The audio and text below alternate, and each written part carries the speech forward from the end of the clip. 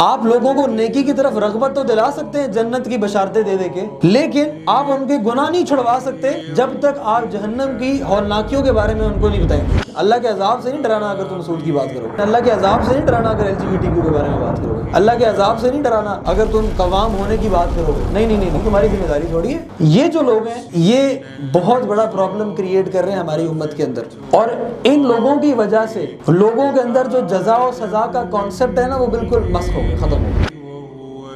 سورہ انعام کے اندر اللہ سبحانہ وتعالیٰ کہتے ہیں کہ وَمَا نُرْسِلُ الْمُرْسِلِينَ إِلَّا مُبَشِّرِينَ وَمُنذِرِينَ، ہم نے پیغمبروں کو صرف اسی واسطے بھیجا، پہلی بات کیا؟ مبشرین ہے، ٹھیک ہے، یہ لوگ بشارت سنانے والے یعنی اچھی خبر سنانے والے، ٹھیک ہے، اور دوسری چیز کیا؟ ومنذرین، اور یہ لوگوں کو ڈرانے والے۔ سورہ شعراء کے اندر اللہ سبحانہ وتعالیٰ کہتے ہیں وَأَنذِرُوا عَشِيرَتَكَ الْأَقْرَبِينَ، کہ اور ڈراؤ کن کو؟ اپنی فیملی والوں کو، اقربین، عشیرتک الاقربین، تمہاری اپنی فیملی والوں کو، تمہارے قرابت داروں کو، تمہارے قریب جو لوگ ہیں ان کو ڈراؤ۔ قرآن میں اللہ تعالیٰ کہہ رہے ہیں، اور کن کو حکم دے رہے ہیں؟ اللہ کے نبی صلی اللہ علیہ وسلم کو۔ آج کے دور کے اندر لوگوں کو نا پسند نہیں ہے باتیں، پہلے تو یہ بات اسٹیبلش ہوگی یہ کتنی ضروری ہے، اور یہ بات بھی اسٹیبلش ہوگی اس پوائنٹ کے ذریعے کہ یہ بات فرض ہے کہ اللہ کا خوف اختیار کرنا ضروری ہے، اور اللہ تعالیٰ نے خود حکم دیا ہے نبی کو ڈرانے کے لیے۔ اب اس کے ساتھ جو ایک ایکسٹرا پوائنٹ ہے جو ہمارے ٹاپک کا نہیں میں ساتھ ایڈ کر رہا ہوں یہاں پہ،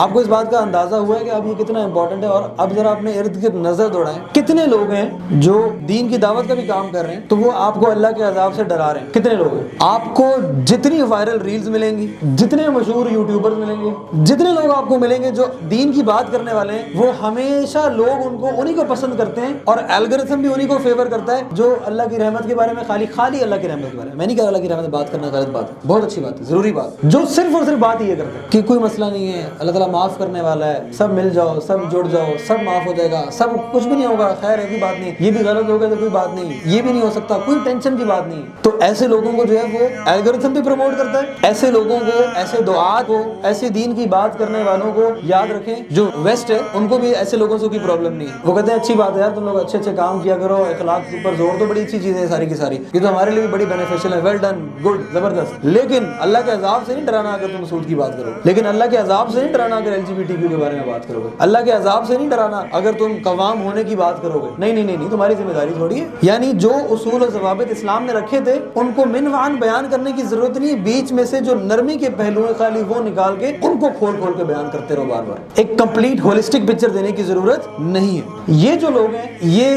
بہت بڑا پرابلم کریٹ کر رہے ہیں ہماری امت کے اندر، اور ان لوگوں کی وجہ سے لوگوں کے اندر جو جزا و سزا کا کانسیپٹ ہے نا وہ بالکل مسخ ہو گیا، ختم ہو گیا۔ اور اس سے کیا مراد ہے؟ اس سے مراد یہ کہ اگر تم نیک اعمال کرو گے تو تمہارے مرتبے بلند ہوتے چلے جائیں گے، ٹھیک ہے، لیکن اگر تم گناہ نہیں چھوڑو گے تو کوئی اتنی بڑی بات نہیں، چل سی ہے، اللہ تعالیٰ تو معاف کرنے والا ہے۔ تو